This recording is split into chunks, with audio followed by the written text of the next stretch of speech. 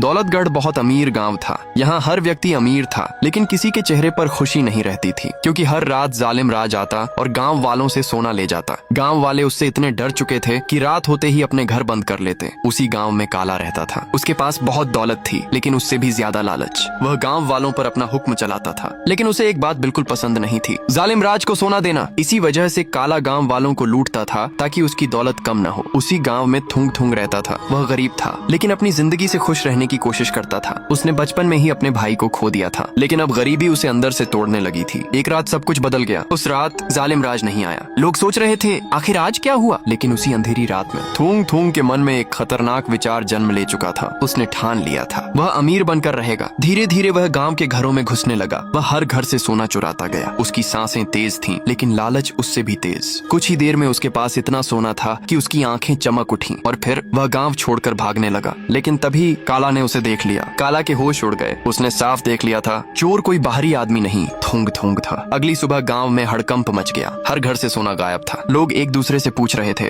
चोरी किसने की। सभी की नजरें काला पर थीं, क्योंकि रात में वही जाग रहा था। लेकिन काला सच नहीं बता पाया। क्यों? क्योंकि अगर वह सच बोल देता तो गांव वालों को यह भी पता चल जाता कि वह खुद उन्हें लूटता था। उसी शाम जालिम राज गांव में आया। उसने हमेशा की तरह सोना मांगा, लेकिन इस बार किसी के पास कुछ नहीं था। पूरा गांव खामोश खड़ा था। जालिम राज ने चारों तरफ देखा और बिना कुछ बोले वहां से चला गया। उस रात के बाद जालिम राज कभी वापस नहीं आया, क्योंकि गांव का सारा सोना जा चुका था और दौलतगढ़ धीरे धीरे गरीब बन चुका था।